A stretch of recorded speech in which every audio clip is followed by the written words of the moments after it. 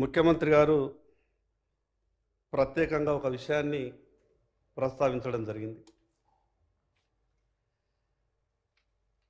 ఈ యొక్క రాష్ట్ర ఆవిర్భావం తర్వాత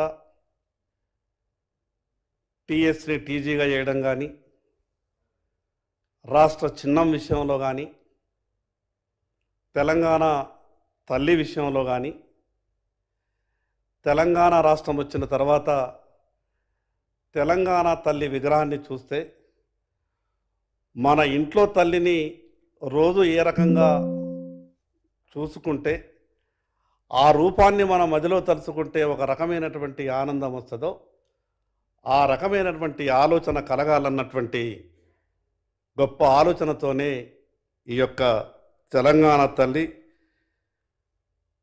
మార్పును చేసినామని గౌరవ ముఖ్యమంత్రి గారు చెప్పడం జరిగింది. ప్రభుత్వానికి పూర్తి అధికారం ఉన్నది. ఈ అధికారం ఎంత ఉన్నప్పటికీ ఈ సభలోని అన్ని పక్షాల సభ్యులతోని ప్రభుత్వానికి ఉన్నటువంటి ఆలోచనని పంచుకొని చేస్తే కొంత ఇంకా బాగుంటుందని మా సలహా సూచన.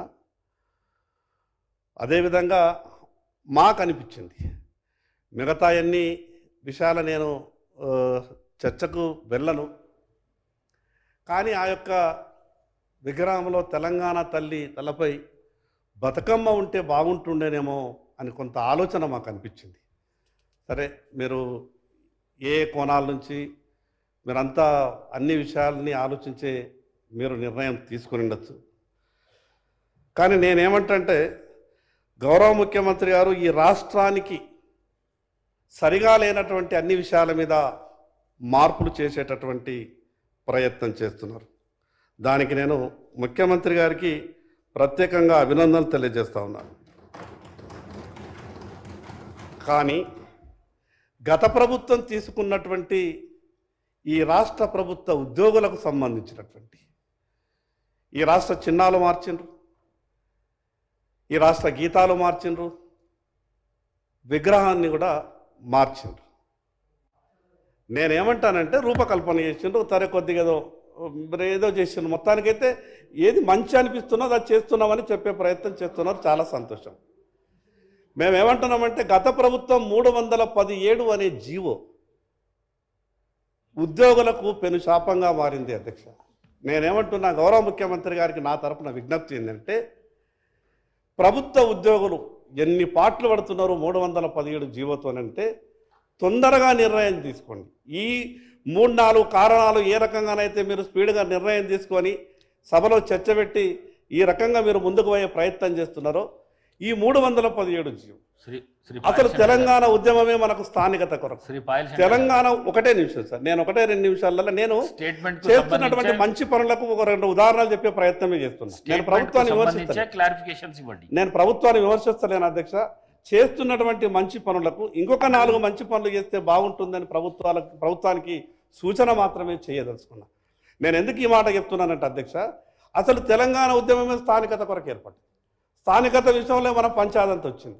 కానీ తెలంగాణ రాష్ట్రం వచ్చిన తర్వాత ఈ 317 జీవో వచ్చి ఈ ప్రభుత్వ ఉద్యోగులకు ఈ రకమైనటువంటి ఇబ్బంది కలుగుతుందని ఎవరు కూడా ఊహించలేదు. నేను అందుకే ఇన్ని మంచి పనులు చేస్తున్నామని సభలో చెప్తున్నారు, చాలా సంతోషం.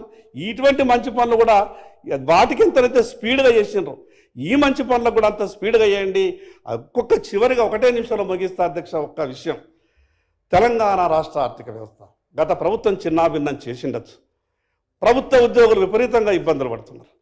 జీపీఎఫ్ని కూడా జమ చేస్తున్న జీపీఎఫ్ని అది మీ తప్పు అని నేను కొత్తగా మీ మీదనే నింద వేసేసి ప్రతిపక్ష నేను రాజకీయ విమర్శ చేయదలుచుకోలేదు. గత ప్రభుత్వం చేసినటువంటి పాపం కావచ్చు, గత ప్రభుత్వం చేసినటువంటి తప్పులు కావచ్చు, వెంటనే ఈ తెలంగాణ రాష్ట్ర ఆర్థిక వ్యవస్థను సరిదిద్ది ప్రభుత్వ ఉద్యోగులు జీపీఎఫ్ని కూడా తీసుకోలేనటువంటి పరిస్థితులను ఆ విషయాల మీద కూడా ముఖ్యమంత్రి గారిని దృష్టి పెట్టాల్సిందిగా మా తరఫున విజ్ఞప్తి చేస్తా ఉన్నాను. భవిష్యత్తులో ఇలాంటి పెద్ద మార్పులు పెద్ద చర్చలు జరిగినప్పుడు అధికారం మీకున్నది, ప్రభుత్వానికి అధికారం ఉన్నది, రాష్ట్ర ప్రజలు మీకు ఇచ్చిండ్రు. కానీ మిగతా పక్షాల సభ్యుల సలహాలు సూచనలు కూడా పరిగణలోకి తీసుకుంటే బాగుంటుందని ప్రభుత్వానికి ఈ సందర్భంగా చెప్పదలుచుకున్నాం అధ్యక్ష.